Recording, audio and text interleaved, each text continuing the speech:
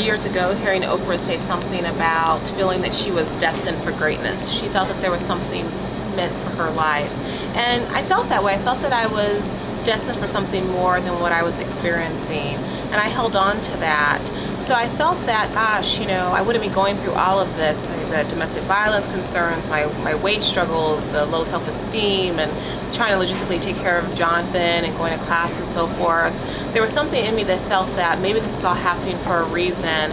And it wasn't quite clear to me. And now, as an adult looking back, I realized that a huge part of why I was going through this was to develop resilience and to be able to share my story with others and inspire them and letting them know that even though you're going to deal with obstacles and challenges and struggles, it's still ultimately worth it. That these aren't signs that you're supposed to give up or that it's not meant to be. These are signs that you have to develop the strength and the resilience and the resources to push through these obstacles and move forward.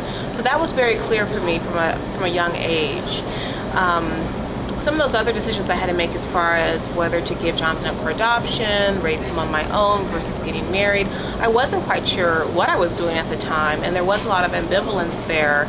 But ultimately, I believed in God, my higher power, that all the resources that I needed would be available to me somehow, some way. I just had to be resourceful and creative in finding those resources.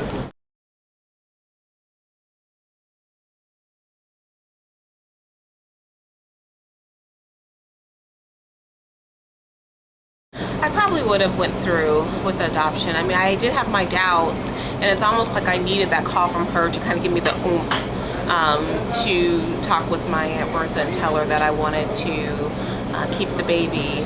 And even though I had a difficult relationship with my mom, I felt that somehow she was directed and guided to have that conversation with me, and ultimately I was able to keep Jonathan.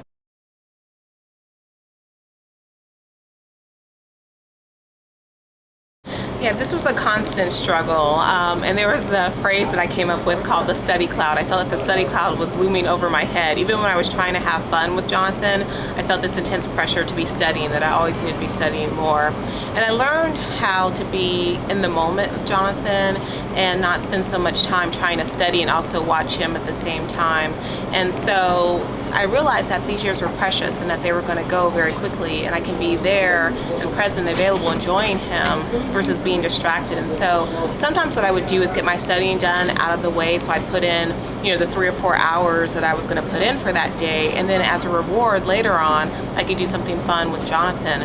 But then also too, it was good for him to see me studying. We would sometimes be at the dining room table and he'd have his books and I'd have my books, and he would observe me studying, and that was just really special for him to see, and good for me too, because I knew that I had little eyes watching me, and he saw what went into accomplishing my goals. He saw how much effort and energy that took, and I think it also motivated him to continue to study and work hard too.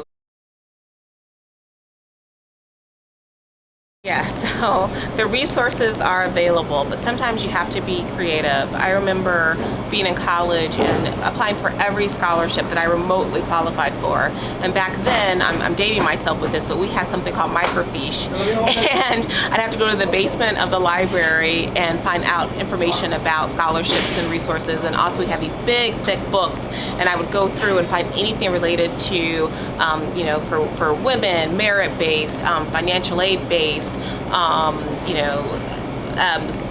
interest, area of study, what have you. I applied for every scholarship possible, and I figured that it was worth, the 2 or 3 hours to write the essays and so forth if it was going to generate a $1,000 scholarship or a $500 scholarship, and that's the way I looked at it, and that I wasn't going to get the scholarship if I didn't put in the time. So I found that as I was working hard, people were actually wanting to support me, and I share a story of a wonderful professor who helped support me through school by paying for Jonathan's child care. And I think that people are more motivated to reach out to you, support you, if they see that you're working hard, that you're doing everything in your power to accomplish your goals.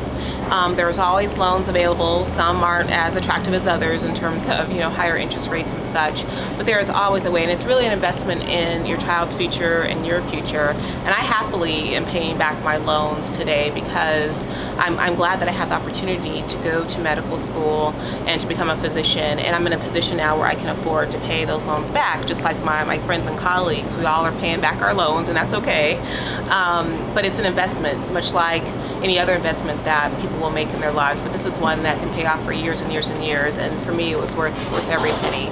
And so I don't want students to think, gosh, my parents don't have money, the tuition's so expensive. Don't be limited by that.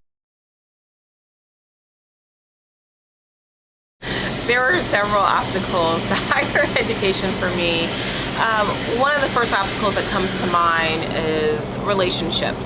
And in my book I did talk about a couple of challenging relationships with my son's father and also with a boyfriend that I had. And there were several other boyfriends I had along the way. And feeling just easily distracted by wanting to have relationship. And that was very important to me, to feel this sense of connection with someone and kind of that pulling me away from my goals and me having great mentors to help keep me on track.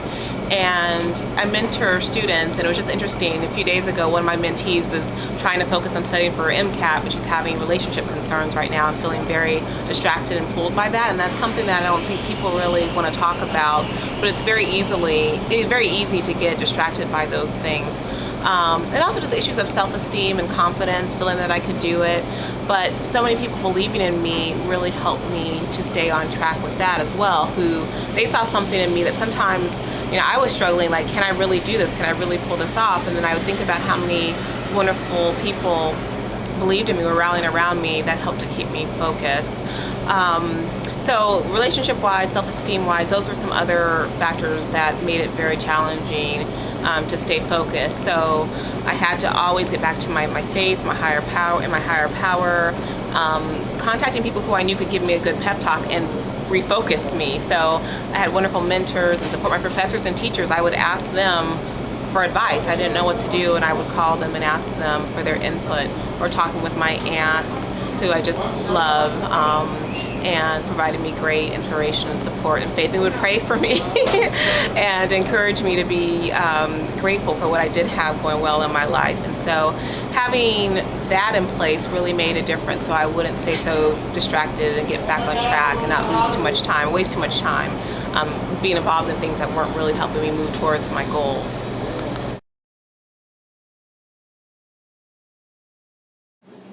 I think it's very important for a young person to ask themselves, how do they feel about themselves when they're with that person? To me, that's a good gauge of where things stand and give you some idea of what to do next. So for example, if you're constantly feeling bad about yourself, you're constantly feeling sad, you're stressed, you're anxious, you're overwhelmed, that may be an indication that it's not a healthy relationship. Of course, if there's any signs of physical violence, that's a concern. Controlling, the person isolating you, not allowing you to hang out with friends, having to keep tabs on you. Where are you going? Where are you come back? Where are you going to come back? What are you doing? When they're becoming more and more controlling of your time, your thoughts, your interests, and belittling your friends, downplaying your interests, those are all concerning signs, and it's important that you reach out for help. For me, when I was with Jonathan's father, it was a very abusive relationship. I felt very scared and isolated because I had such low self-esteem. I didn't think that anyone might want a young instant family. I couldn't imagine someone in their early 20s wanting to date me with the instant family. I had such low self-esteem, but I also realized that this could escalate and impact Jonathan, and I didn't want Jonathan to grow up seeing his mom being treated this way and becoming that kind of person and thinking that that kind of behavior and interaction is okay.